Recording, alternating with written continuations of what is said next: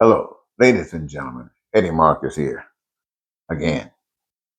Somewhere I heard today the expression, let my people go. And it reminds us about the Ten Commandments back in when Moses was still in old Pharaoh, that I am, let my people go. And I was thinking about present day. And I was thinking about how slavery in America has always existed, even today. And I can see the voice of truth, the voice of love, the voice of compassion is saying to anyone and everyone, let my people go who are held by these chains when it refers to racism. For those who are overcome with hate, for whatever the reasons, and those who are being victimized by the racism. I can hear that cry, let my people go free from hate. And this is truly a prayer that has answers. This idea of being supreme, you know how that is. Find someone want to be supreme, take control of everything, put money on it or some of its equivalent that you control, manipulate. Yeah, these are the kind of things that we as a people would be thinking about when we're talking about letting my people go. But who would you say that to? Would you be saying that to governments, or would you be saying to a spirit? Would you be saying that to an unseen power that seems to have overcome people and guide them down paths perhaps that they do not want to go, but find themselves going because they're not familiar with any other ways except those ways that have been drilled in them daily for however many years that they have been around, and they are susceptible to following down those paths.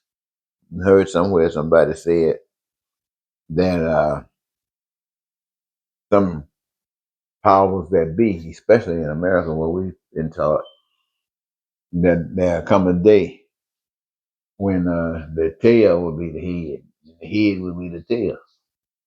There's going to be some changes made. Well, you know how that goes. Some people believe that, some people, well, it really doesn't matter what you believe.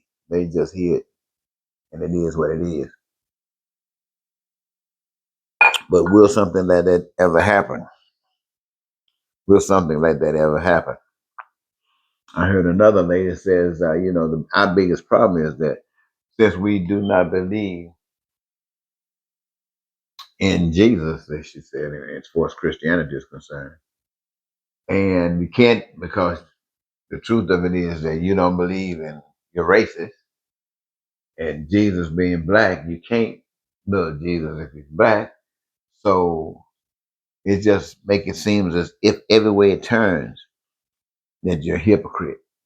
But somewhere down there, they're saying that if anyone, or whomever it might be, they can receive Jesus and allow Jesus to be in their lives, by so doing, can I see Jesus in the lives of everyone else. And when you see everyone else, you see not just them,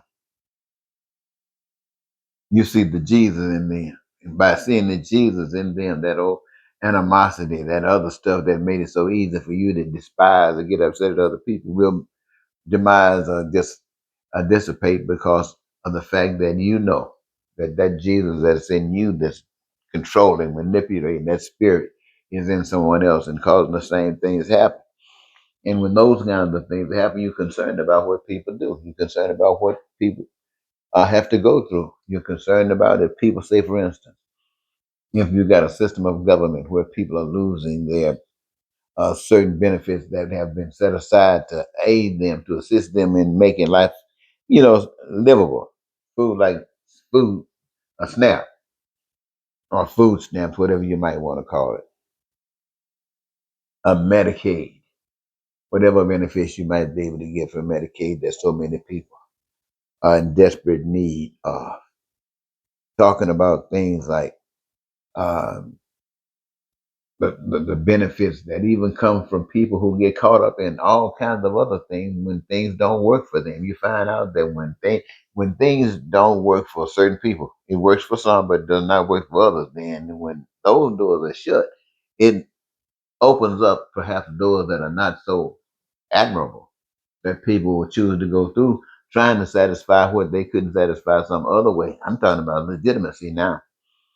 And these, my friends, are results of the failures of doing the things the way that they should be. This is that problem when you're having the ideas of talking about letting the people go. These are still the same kinds of things that afflict a people. Takes away health care. Can you imagine? I didn't have any idea that health care was expensive like this and it is now. And I'm talking about with health care being expensive like it is, as the information that I'm getting, and people receiving, getting a little up in age, man, how are you just, you might as well throw in the towel because you're going to get sick. And my. But at the same time, it's what you call it, a forecast of the future. Here's what's happening, here's what's coming. Prepare, prepare, prepare. And when you're doing the things the way that they're supposed to be done, when you're following the right path, then these things are being taken care of. They are being woven in your daily activity, your daily responses. And so when you wake up one day and somebody tells you that there's another group of people that represent some new ideas and they're planning on changing the society totally from the way you know it, and they might call a project with a name called like Project 2025, and their part of the interest is to tear down and destroy basically the institutions as they have been determined to this date. And yet, what they want to do is maintain the structure, but utilize them the way that their philosophy uh, uh, directs. And that's just the empowerment of a different group of people. And you know darn well when they're trying to take everything, and it's the same people that instituted slavery, the same people that took folks' land, the same people that were stealing all the resources that they can get their hands on, the same people that will hang you and lynch you. Well, you know things going to be kind of crazy there. And so that alone should inspire you to do the right thing, to realize that you got to change the system. And if these things can happen to you, it means to me that there shouldn't be a minute wasted for this other stuff to grow, to take root, that every ounce of your being is perhaps not just necessarily trying to prepare yourself to live from day to day, even though you got to do that. But your number one concern is not food, it's survival. That attitude, that meanness, that heartlessness that exists that would rob you, that would destroy you, that what causes that problem must be recognized and dealt with. And so, ladies and gentlemen, this is why it is necessary for the people to understand that when you're relying on people, if people aren't changed, if people are not in the same mindset that you're in, if people are not concerned about achieving the same kinds of goals that you got a war going on. And so rather than just trying to live in a war zone, maybe we should try to take some time and try to make some harmonizing here someplace, getting some stuff together beyond what we have come together with that today is a failure. And so I say to every people, I say to my brothers and sisters, because I have heard now and totally am convinced that all people on earth came from black people.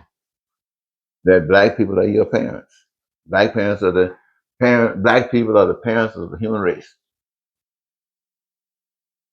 And that for some strange reason, I should be sad, but I'm glad to say that we are all brothers and sisters. And we don't have to be afraid of you anymore because we recognize all the things about us. We are liars. We are the worst that we can be to ourselves. And yet we still have the tools to be the best that we can be to ourselves. And while we can look out there and see around us those who are in positions to make the kind of decisions that really impact our lives are not really concerned about us, but for some and for others too to be used. And so we who have an understanding and a recognition that the fact God does exist and that frees us from any power that we have been bound by in the past. Now to be who and what we are, representatives of that power that is universal, and stand up and give life to righteousness. And when I say give life to righteousness, I'm talking to every last one of my brothers and sisters. You owe your love to the human race. But before you look, and the kind of love that you owe to the human race is the kind of love that you recognize giving to yourself. You will not abuse yourself. You will not hurt yourself. You will give the best that you can for yourself. That means you will not abuse the human race, but you will give the best that you can for the human race, and you will look after the human race the same commitment that you look after yourself. This is the new you. This is what I'm describing is required of you. And with that attitude, you recognize that you want to be fulfilled and satisfied in life. Nothing different than what I tell you all the time. You want your needs. You want your wants and your desires met. Every human being, all my brothers and sisters, I don't care what shade you are today, but from the parent of black folks, this is what you want. Needs, wants, and desires met. And that is to include, but not limited to, any and everything that's made by the hands of man. Food, clothing, shelter, education, medicine, anything that is used for medicine, spaceships, computers, any and everything you need, want, or desire, have access to it is available to you. You're not restricted by anything except having the knowledge of how to use it. Like you're not given a car to drive and you can't drive. You want a car, you better learn how to drive. But what am I saying? I'm saying to brothers and sisters everywhere that in order for these things that I just mentioned that are made by the hands of man, all of these needs and things are being satisfied. It allows for you to live in peace and be prosperous and free, happy and joyous, and for you to live your dreams. Yes, it's for that as well. In order for the things that I've just mentioned to you, for you to recognize and understand how easy it is, you have been given the opportunity to choose your role in this process because everybody got to do something. Everybody got to choose something to do. And what you love is what you've been given the opportunity to choose to do. That which gives you your greatest love. And when you've done that, there's a gift that comes to you from the power that is responsible for the whole existence of everything. And that gift is joy, which the world can't give, the world can't take it away. But now you've met your match, love and joy. And with love and joy working together for the human race everywhere, you got people doing everything that needs to be done to satisfy people everywhere, wherever they are. No money is needed because now people own everything. They are engaged with their lives and making sure that nothing is short, that nothing is running out, that nobody got to struggle for anything. And it's all a big joy, whatever, and all day and night that you do what you do, what the sleeping are doing. It's a big ball of joy. And this, to me, ladies and gentlemen, is much better than struggling, hating, and pointing a finger and getting guns, shooting up kids, and bombing and war. Come on, that's yesterday. That's yesterday. I've given you some information about a loving God that is waiting on you to wake up. Wake up. All right. I want to thank you so very much, ladies and gentlemen, for giving me this your time because 2025 is not going to come because it can't live when something else is going to survive. And that is the change that we, the people, are going to make. And yes, again, I'm asking my brothers and sisters all over the globe to prepare yourselves to make the kind of changes that you just heard me talk about. You must make the change before you talk about governments. Governments are not going to make a change until they have to. And they don't have to until you have changed. And then they can't exist without you. And who you are and what you are is what they will represent. That's what they will be. So, ladies and gentlemen, I'm giving you this information, calling to you right now into the spirit of love, the spirit of family, the spirit of family from the black man's expression of God's love. And that is not to say anything negative about whites. Because you know what? Whites are blacks too. Goodbye for now.